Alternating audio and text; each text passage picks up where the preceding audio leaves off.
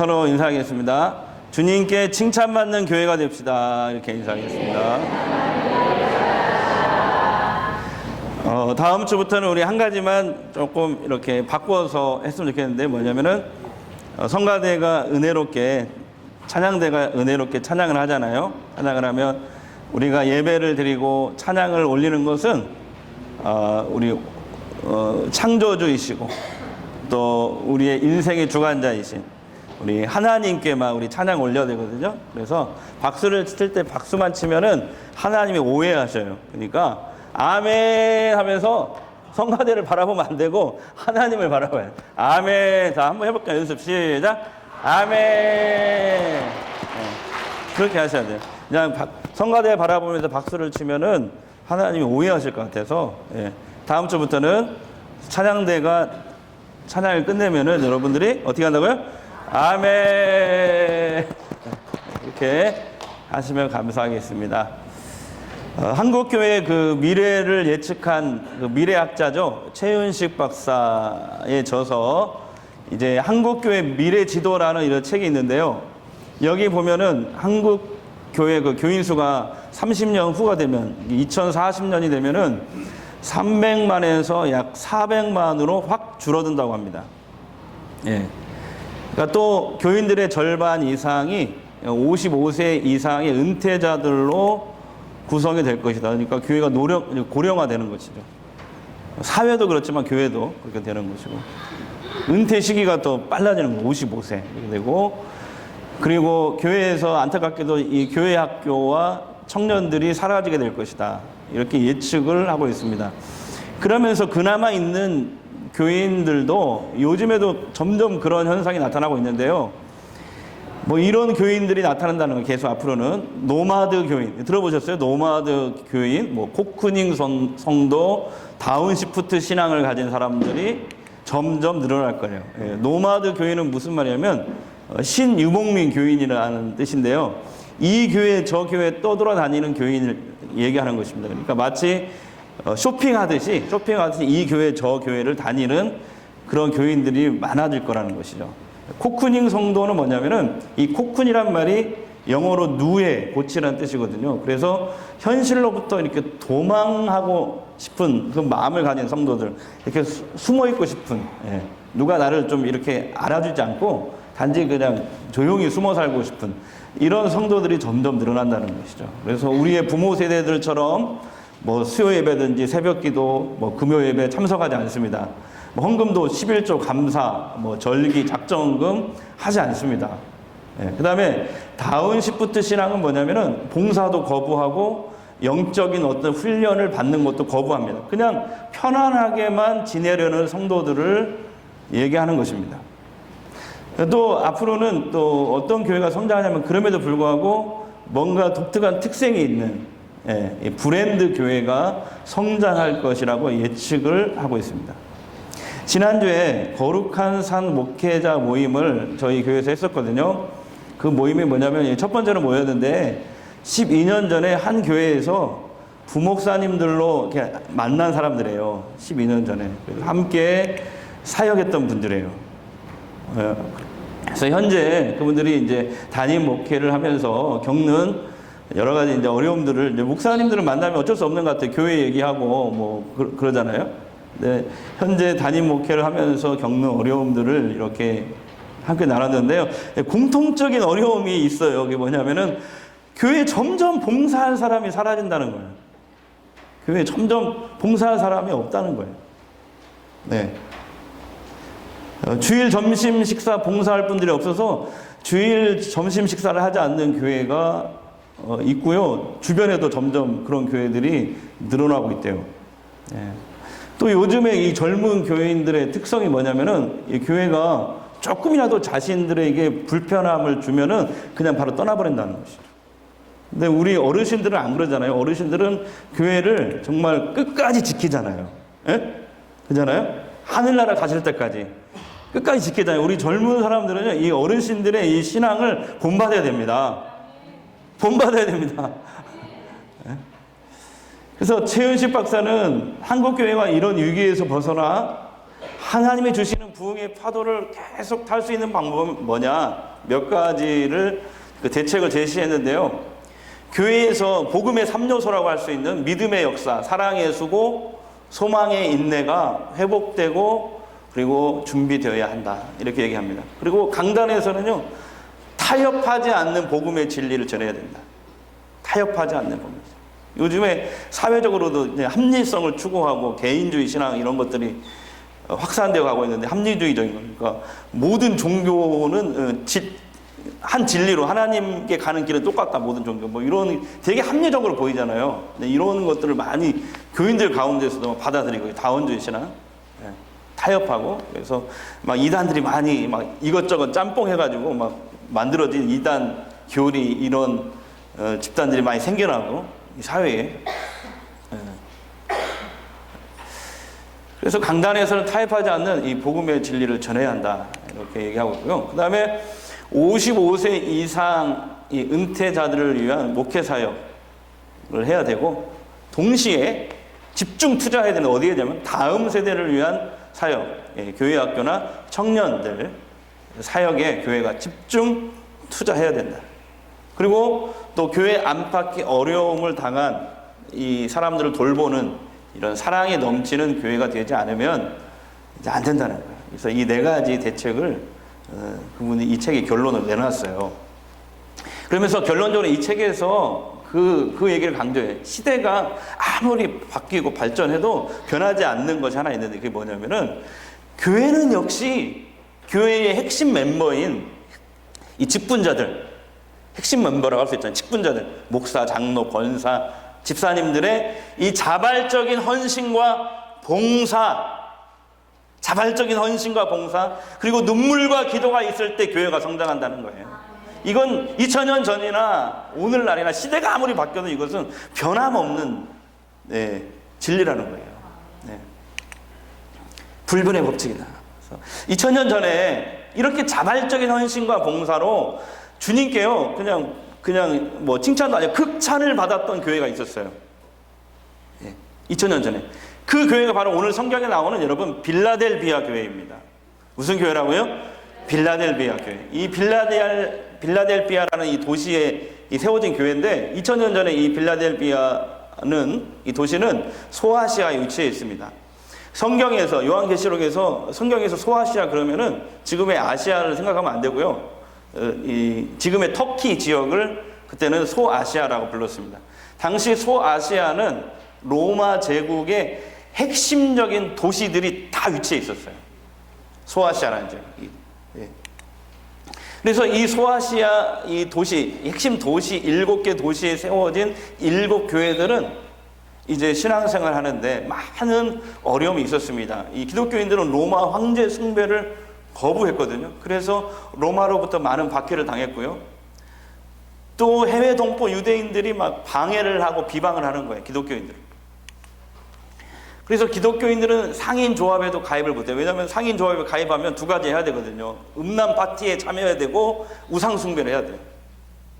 이런 것들을 기독교인들이 거부하기 때문에 상인 조합에, 그때 당시 상인 조합 길드에 가입하지 못하면 장사를 할 수가 없는 거예요. 그러니까 신앙을 지키기 위해서 길드에 가입하지 못하기 때문에 많은 기독교인들은 먹고 사는데 어려움이 있었다는 것입니다.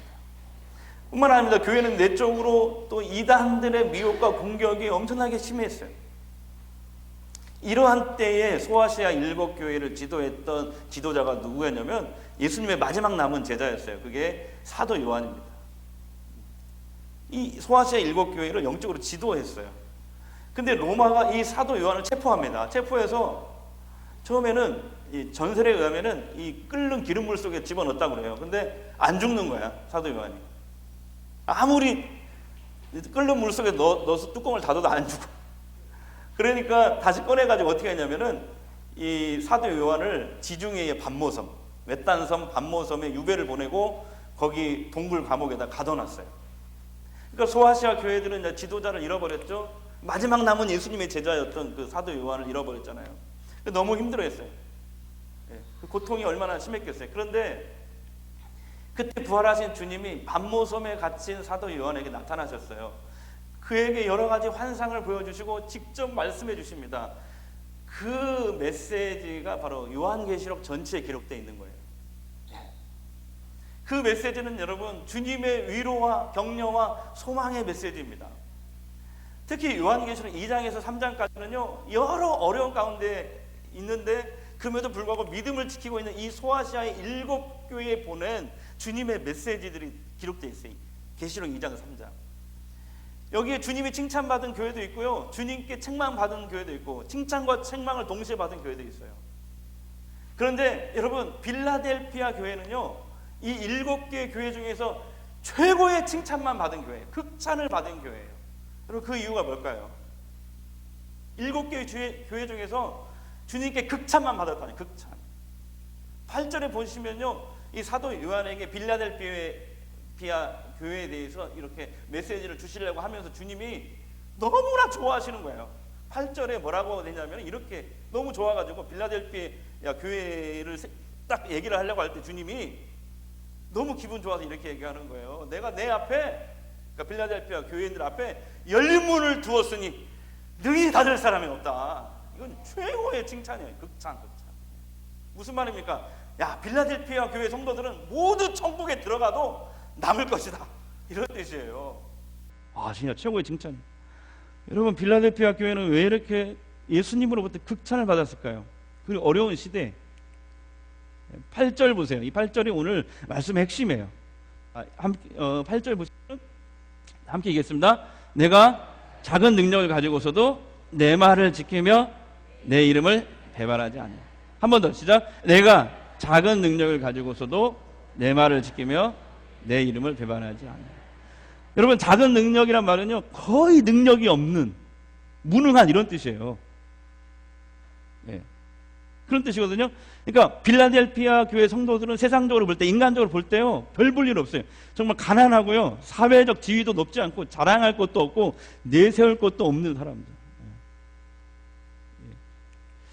겉으로 볼 때 진짜 능력이 없는 사람을, 이런 사람들이 어떻게 믿음을 정말 잘 지킬 수 있을까 할 정도로 능력이, 겉으로 볼 때는 능력이 없던 사람들. 그러나 이 사람들은 대신 큰 믿음을 가지고 있었다라는 것이죠. 작은 능력을 가지고서 내가 내 말을 지켰다.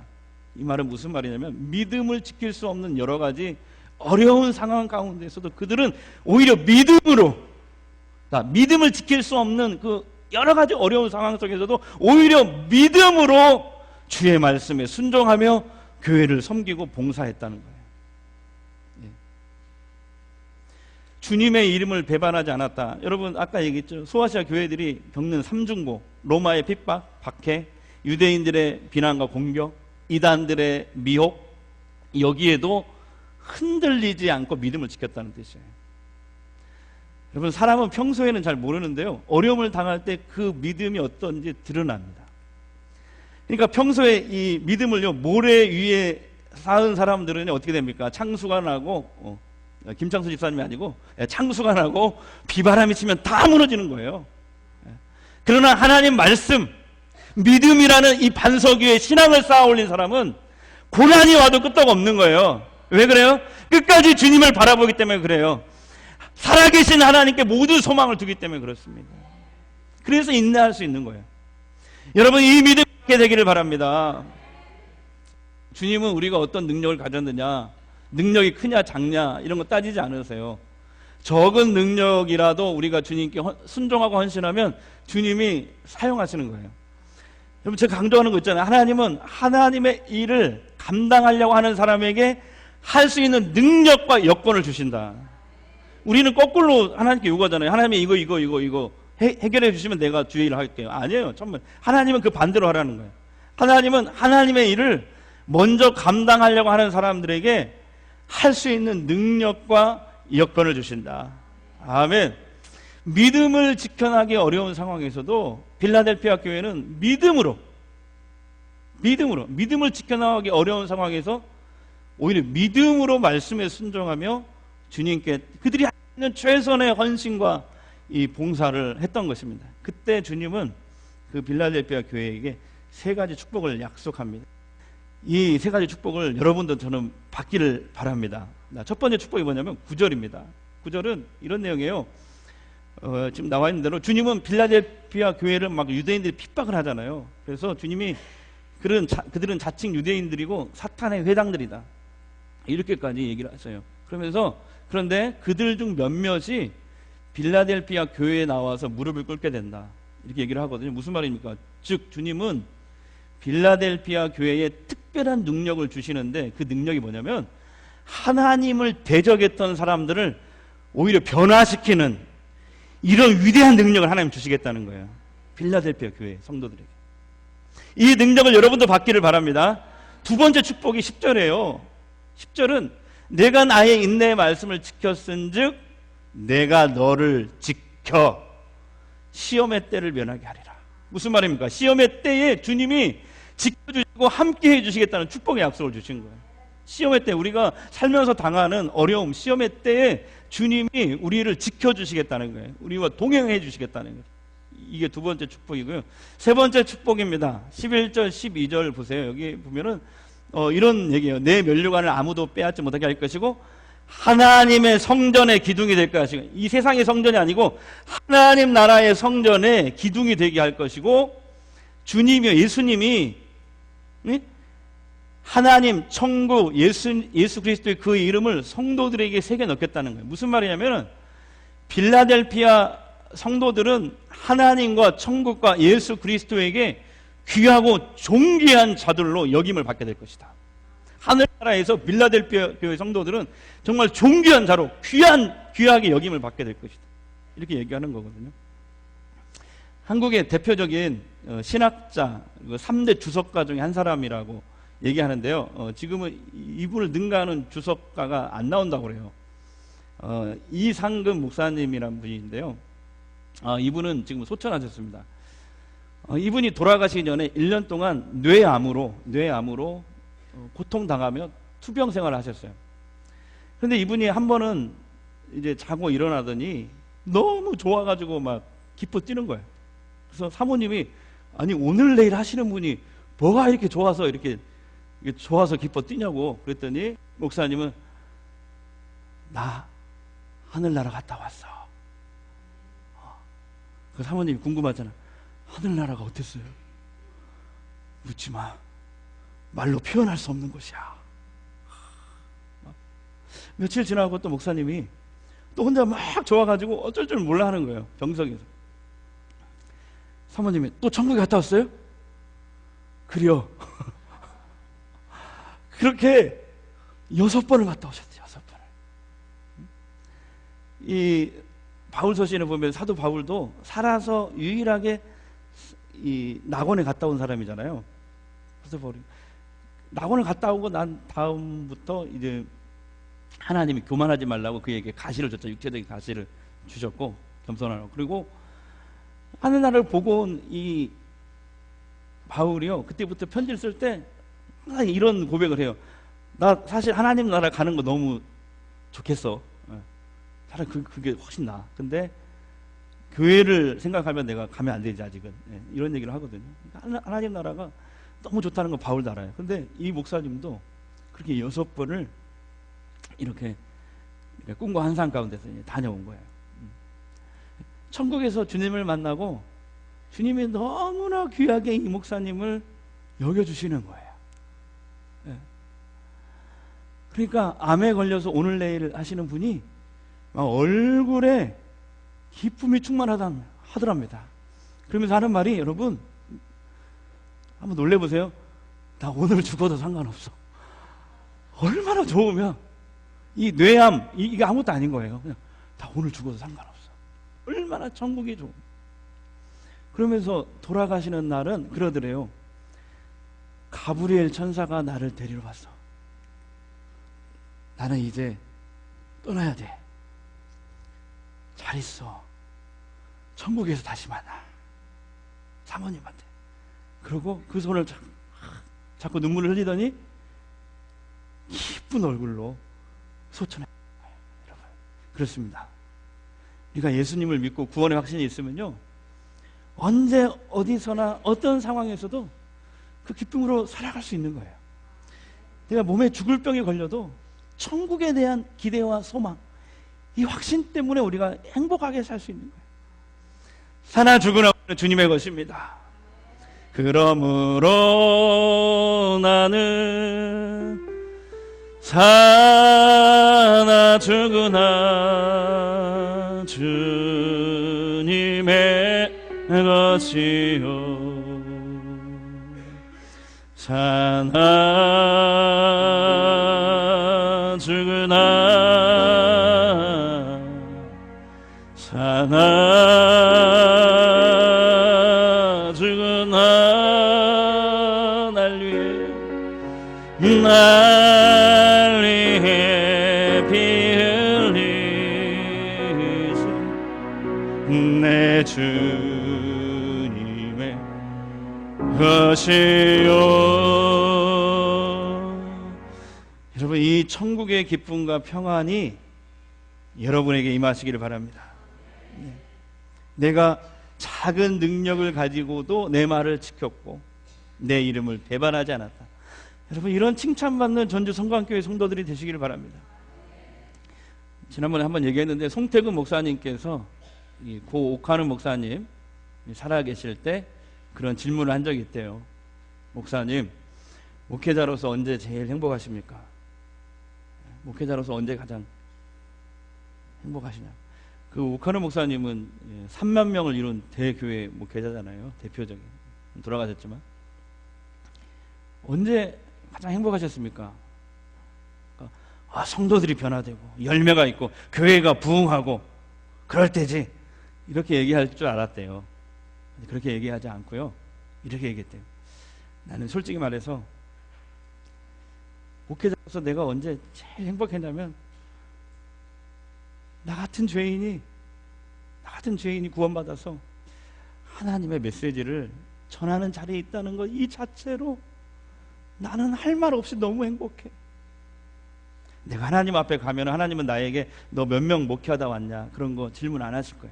그런 거 관심도 없어. 주님은, 하나님은 우리가 사는 동안에 주님의 은혜, 구원의 은혜에 감사하며 살았느냐, 어떤 상황에서도 말씀을 지키며 묵묵히 살아왔느냐, 하나님의 뜻을 묻고 그 뜻을 이루기 위해 어떻게 행하고 봉사하였느냐, 여기에 더 관심이 있을 거야. 이렇게 대답을 했다고 그래요. 여러분, 믿음을 지키기 위해서 때로는 포기해야 될 것들이 분명히 있습니다. 그러나 여러분 기억하십시오. 순종할 때, 오히려 그것을 믿음으로 순종할 때 따르는 그 하나님이 주시는 은혜와 축복은요, 우리가 생각할 때 그 손해와 그 불편함보다 비교할 수 없는 것이라는 것입니다. 우리도 작은 능력을 가졌어요. 그러나 빌라델피아 교회처럼 주님의 말씀과 그 뜻에 순종하며 나갑시다. 맡기신 직분과 주의 일에 최선을 다해서 헌신하십시다. 그래서 빌라델피아 교회가 받았던 이 세 가지 축복을 우리 전주 성광교회 성도들도 다 받았으면 좋겠어요. 세 가지 축복 다 받으십시오.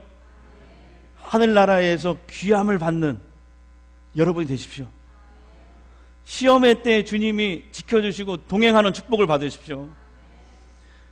여러분에게 그런 능력이 임하기를 원합니다. 영혼을 변화시키고 사람을 회복시키는 하늘의 능력이 여러분에게 있기를 바랍니다. 여러분한테만 오기만 하면은 어떤 사람도 치유되고 변화되는 이런 놀라운 역사가 여러분에게 그 능력이 주어지기를 바랍니다. 2020년 당회에서 이렇게 기도하고 직분과 봉사의 직을 여러분들에게 맡겨드렸습니다. 여러분, 주님이 맡겨주신 것으로 여러분 받아들이시고 그런 영적인 영안이 열리시길 바랍니다. 주님의 몸된 교회, 주님의 몸이잖아요. 이 교회를 잘 섬겨주십시오. 여러분의 헌신과 순종이 천국에서 해같이 빛날 것입니다. 헌신과 순종이 천국에서 해같이 빛날 것입니다.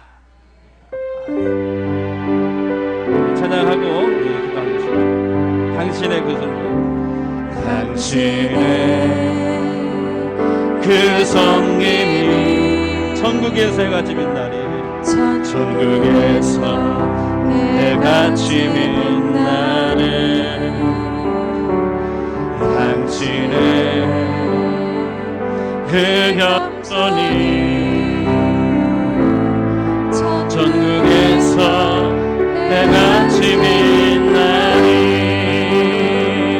당신의 그 믿음이 전국에서 해같이 빛나니 당신의 그 충성이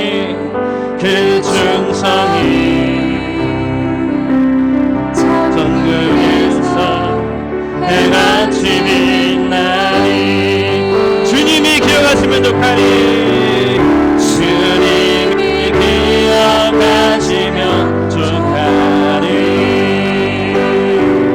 예수님 사랑으로 가득한 곳은 천사도 흠모하는 아름다운 그곳을 전국에서 해같이 빛나 우리 옆 사람의 으로 축복하면서 이렇게 손 내밀고 당신의 그 순종이 천국에서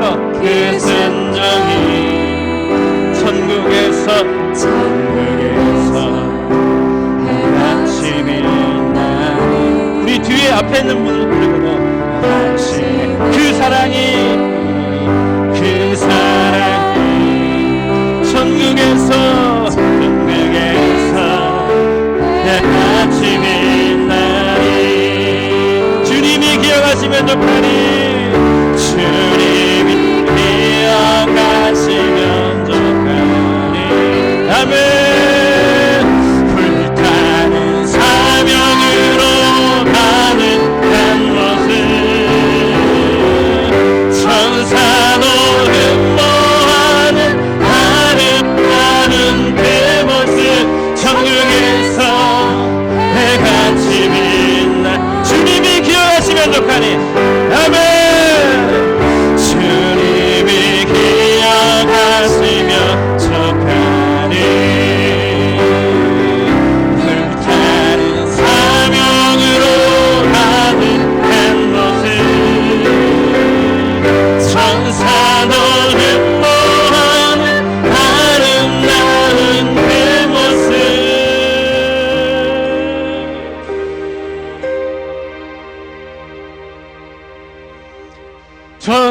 전국에서 해같이 빛나네 아멘 기도하겠습니다. 주님 빌라델피아 교회 성도들처럼 우리들도 주님께 칭찬받는 교회가 되기를 원합니다. 네가 작은 능력을 가지고도 믿음으로 내 말을 지키고 내 이름을 배반하지 않았다. 이 음성 우리도 듣기 원합니다. 2020년에도 주님께서 우리들에게 주신 직분과 사명 주님의 뜻으로 알고 잘 감당하겠습니다. 주님 우리들에게 더 큰 은혜를 주시옵소서. 믿음과 하늘의 능력을 부어 주시옵소서. 할 수 있는 여건과 능력을 부어 주옵소서. 하나님 나라의 기둥처럼 우리가 쓰임받게 하옵소서. 예수님께 천국의 존귀한 자로 귀하게 여김을 받는 우리 성도들 되게 하옵소서. 예수님의 이름으로 기도합니다.